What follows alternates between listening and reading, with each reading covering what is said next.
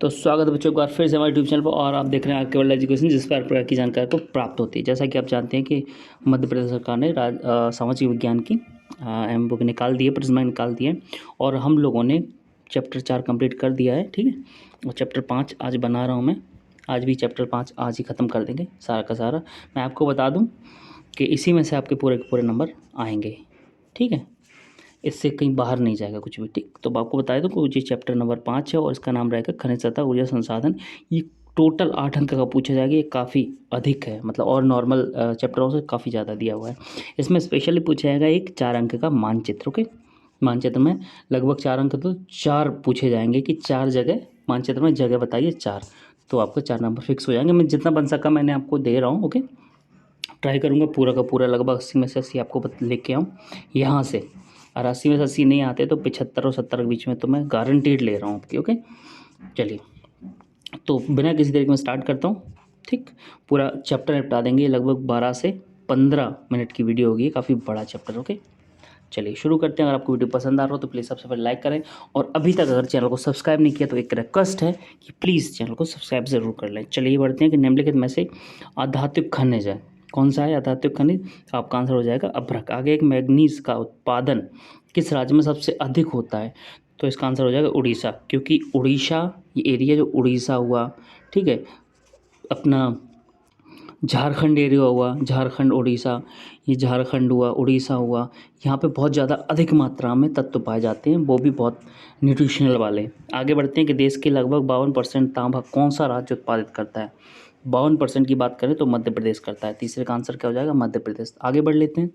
ठीक है, चौथे की बात करें, निम्नलिखित में से कौन सा कोयले का प्रकार है जिसका वाणिज्य प्रयोग में अधिक किया जाता है? वाणिज्यिक प्रयोग में अधिक किया जाता है, तो इसका क्या आंसर हो जाएगा आपका? Bituminous, bituminous. ठीक है, चलिए आगे बढ़ते हैं। ये सारे के सारे जो ये है ना प्रकार, ये सारे के सारे लोहा के, एंथ्रासाइट, लिग्नाइट, पीट, बिटुमिनस। ठीक है, ये एंथ्रासाइट शायद सबसे अच्छा माना जाता है, एंथ्रासाइट, पर एक बार आप ट्राई कर लेना, चेक कर लेना, भूल गया मैं बताना। चलिए 5वीं बात कर लेते हैं, निम्न में से कौन सा ऊर्जा का नवीनीकरण स्रोत नहीं है?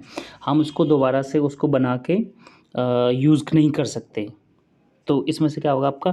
जल हमारे पास उतना है कि मतलब ऐसा है कि ख़त्म कभी नहीं होना, बहुत सारा बड़ा भरा पड़ा है काय में, अपने महासागरों में। ठीक है, नदी नाले बहुत कुछ हैं, नाले नहीं नदी है, झील है, बहुत कुछ है, जितनी जल्दी खत्म नहीं होगा। सौर कभी खत्म नहीं होगा, पवन कभी खत्म नहीं होगा, बचा आणविक ऊर्जा। ये क्या है अपना? नवीनीकरण स्रोत नहीं है। ओके, तो आपका आंसर क्या जाएगा?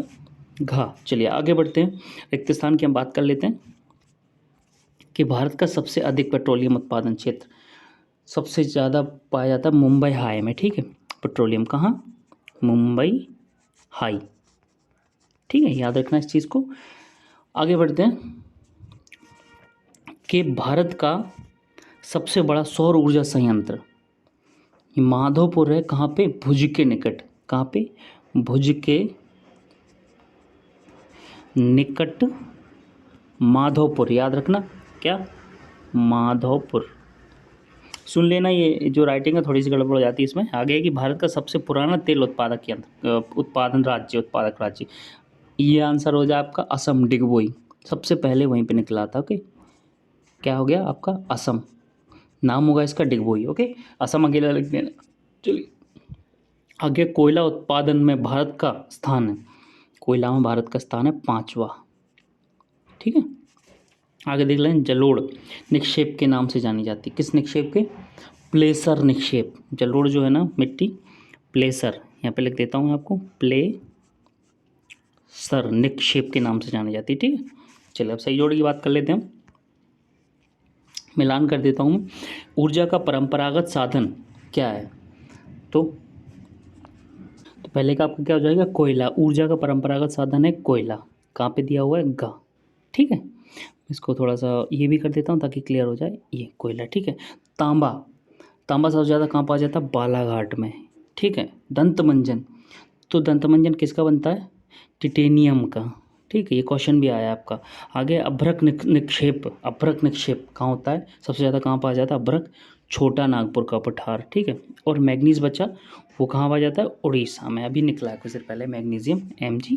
मैग्नीशियम अलग है, मैग्नीज अलग है। ठीक है, उसी का मैग्नीशियम का एक तत्व है। चलिए आगे बढ़ते हैं। सत्य की बात कर लेते हैं कि भारत में 98% मतलब 98% कोयले के भंडार में गोंडवाना युग के हैं। क्या ये सही बात है? गोंडवाना लैंड 2 थे, कौन कौन से थे ये जो? चलिए बाद में बात कर लेते हैं इसकी, पहले ये बता देते हैं कि ये सत्य है, तो ये बिल्कुल सत्य है, ठीक है। इसका आंसर क्या हो जाएगा? बिल्कुल सत्य है। चलिए, खनिज केवल कठोर रूप में पाए जाते हैं, क्या ये सही है? नहीं, खनिज सॉफ्ट में भी पाए जाते हैं। आगे है कि अयस्कों के सतत उत्खनन में लागत घटती है, क्या ये सही बात है? गलत है। आगे है कि हीरे की खुदाई सर्वप्रथम भारत में हुई थी, बिल्कुल ये सही बात है, ठीक है। लेकिन सबसे ज़्यादा हीरा कहाँ पाया जाता है? अफ्रीका में पाया जाता है, ठीक है। काफ़ी सारी खदानें, किम्बरले और बहुत सारे नाम दिए हैं उसके, पढ़ सकते हैं आप। आगे बढ़ते हैं, एक शब्द उत्तर की बात करें तो भारत किस देश को सर्वाधिक लौह अयस्क निर्यात करता है? दूसरों को देता है, किसको देता है? जापान को, ठीक है। इसीलिए जापान काफ़ी टेक्नोलॉजी में आगे है कि चूने के पत्थर का सबसे अधिक उपयोग किस उद्योग में होता है? तो चूना सबसे यूज़ होता है काय में? सीमेंट उद्योग में। जो दूसरे का आंसर क्या हो जाएगा? सीमेंट उद्योग में, ठीक है। चलिए आगे बढ़ते हैं कि भारत का प्रथम परमाणु ऊर्जा केंद्र कहाँ था? प्रथम परमाणु ऊर्जा केंद्र था तारापुर, ठीक। आगे देख लेते हैं, कोयला किस प्रकार के खनिज है? कोयला है आधात्मिक ऊर्जा खनिज। इसका मैं लिख तो इतना बड़ा तो नहीं लिख पाऊंगा, पर कोशिश करूँगा। क्या है? आधात्मिक ऊर्जा खनिज पर आप सुन लेना सही से, अगर आपको समझ में ना आ रहा हो तो। चलिए आगे बढ़ते हैं। अब आ जाते हैं हम क्वेश्चन आंसर्स पे। ये काफ़ी सारे क्वेश्चंस दिए, इसमें से 8 नंबर का पूछा जाएगा, एक 4 नंबर का मानचित्र वाला भी पूछा जाएगा। इसका आप स्क्रीनशॉट ले लीजिए, मैं आपको फिर आंसर भी बता दूंगा। चलिए देख लीजिए पूरे, ठीक है। 9 तक दिए हैं और मानचित्र भी दिया हुआ आपका, ये नीचे दिया हुआ है, ठीक है, ये दिया हुआ है, इसको भी आपको भरना पड़ेगा, इसीलिए काफ़ी लंबी वीडियो हो जाएगी। चलिए आगे बढ़ते हैं। तो ये आपके क्वेश्चन है, क्वेश्चन देख लीजिए, मैं आपको आंसर सीधा बता दूंगा। ओके, क्वेश्चन ये, खनिजों के संरक्षण की क्यों आवश्यक है? इसका आंसर देख लीजिए। तो इसका आंसर ये रहा, आप इसका स्क्रीनशॉट ले लीजिए। ऐसा करिए, एक्सप्लेनेशन में बहुत टाइम लग जाएगा, इसलिए आप स्क्रीनशॉट ले लीजिए। ले लिया स्क्रीनशॉट? चलिए अब आगे बढ़ते हैं। अगला क्वेश्चन रहेगा आपका, अवसादी चट्टानों में खनिजों का निर्माण किस प्रकार होता है? चलिए आंसर, ये भी आप स्क्रीनशॉट ले लें, क्योंकि आपको 70 से 75 वर्ड में इसको लिखना है, तो ये इतना काफ़ी हो जाएगा आपका 4, ठीक है। स्क्रीनशॉट ले लें। चलिए आगे बढ़ते हैं हम। आगे है कि कौन कौन से खनिज दंत मंजन में सहायता करते हैं, सहायक होते हैं? देख लीजिए, ये लीजिए इस आंसर, आप स्क्रीनशॉट ले लें। चलिए, ये पूरा का पूरा आंसर है, यहाँ पे एक क्वेश्चन दिया हुआ है यहाँ पे, ये सारा का सारा आंसर 5 तक। अगर आप चाहें तो 5 पर छोड़ सकते हैं, चौथा छोड़ सकते हैं, क्योंकि 70 के लगभग चाहिए आपको, 70 से 75 शब्द। तो ऐसा लग रहा है कि लगभग आपका इतना तक हो जाएगा, और कोशिश भी यही कर लीजिए कि ये भी कर लीजिए, कोई दिक्कत नहीं है, ठीक है। अब आगे बढ़ते हैं। आगे, भारत में खनिज संसाधनों के संरक्षण के लिए कोई 3 उपाय, चलिए देख लेते हैं। ये इसका आंसर है, ठीक है। इसमें से आप 3 उठा लेना, यहाँ से यहाँ तक, ओके। इससे ऊपर नहीं जाने की ज़रूरत नहीं है। अगर चौथा उठाना चाहते हैं तो चौथा यहाँ तक कर लेना, बहुत हो जाएगा ये आपका। स्क्रीनशॉट ले लें इसका, स्क्रीनशॉट बेस्ट चीज़ है, स्क्रीनशॉट ले लें, टेंशन ही खत्म हो जाती है उसकी। उसके बाद क्या करना है क्या नहीं करना वो आप अच्छे से याद कर लें, अच्छे से पढ़ लें, ओके। चलिए आगे बढ़ते हैं। आगे है कि परंपरागत ऊर्जा और गैर परंपरागत ऊर्जा के स्रोत के कोई 3 अंतर लिखना है, ठीक है। चलिए देख लेते हैं आगे। ये रहा आपका, तो इसका आंसर ये रहा, ऊर्जा के परंपरागत साधन और गैर परंपरागत साधन, ये 2 दिए हैं। आगे भी आपको बता देता हूँ, नीचे दिए होंगे, ये लीजिए बाकी, ठीक है। तीसरा चौथा, ये तीसरा है, ये चौथा। अगर ये लिखना चाहे तो लिख सकते, नहीं तो ये तीसरा ये यूज़ कर सकते हैं, ओके। ज़्यादा बड़े नहीं है ये वाले, ये तीसरा नंबर लिख देना, और बाकी ये ऊपर जो दिए हुए हैं ना आपके दोनों, ये आप 2 लिख सकते हैं, तो 3 आपके कंप्लीट हो जाएंगे, ओके। इसका स्क्रीनशॉट ले लीजिए, सबसे अच्छी चीज़ स्क्रीनशॉट ये लीजिए। चलिए नीचे भी दिखा देता हूँ आपको, स्क्रीनशॉट ले लें, ये लीजिए। चलिए आगे बढ़ते हैं। अगला क्वेश्चन है कि ताप विद्युत और जल विद्युत में कोई 3 अंतर लिखना है। मेरे पास सिर्फ 2 ही थे, मैं आपको बता देता हूँ। ये दोनों थे, इसके स्क्रीनशॉट ले लीजिए, स्क्रीनशॉट बेस्ट रहेगा और आप पढ़ सकते हैं। इसका बता देता हूँ, ये प्रदूषण युक्त होती है, बट ये प्रदूषण रहित होती है, ठीक है।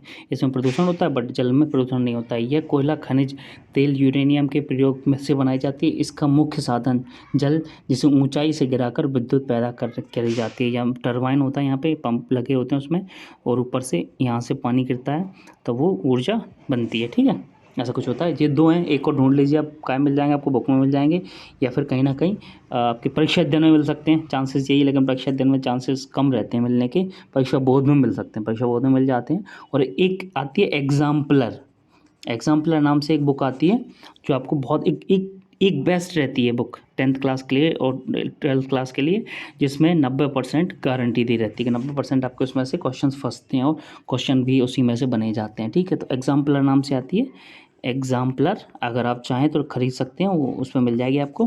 हिंदी में तो मुझे नहीं पता, बट इंग्लिश में ज़रूर आपको अमेज़ॉन पे मिल जाएगी। चलिए आगे बढ़ते हैं। अगला क्वेश्चन है कि खनिज क्या है। चलिए इसका देख लेते हैं हम। तो आपका आंसर ये रहा। ठीक है, खनिज क्या है? भूवैज्ञानिक के अनुसार खनिज प्राकृतिक रूप से विद्यमान समरूप तत्व हैं जिनकी एक निश्चित आंतरिक संरचना होती है। खनिज प्रकृति में अनेक रूपों में पाए जाते हैं, जिनमें कठोर हीरा व नरम चूना तक सम्मिलित हैं। ठीक है, आगे बढ़ते हैं। चलें, अगला क्वेश्चन है कि लौह एवं अलौह खनिज में कोई तीन अंतर देखिए। चलिए देख लेते हैं। इसका आंसर आप ऐसे लिख सकते हो, या फिर अलग अलग लिखना चाहते हो अलग अलग, एक तरफ लिख देंगे लौह और दूसरा लिख देंगे अलौह खनिज। ठीक है, यहाँ पे लौह लिख देंगे और यहाँ पे अलौह लिख देंगे। कैसे लिखेंगे आप, मैं बता देता हूँ आपको कि लौह खनिज धातु खनिजों के कुल उत्पादन मूल में के 3/4 भाग का योगदान करते हैं।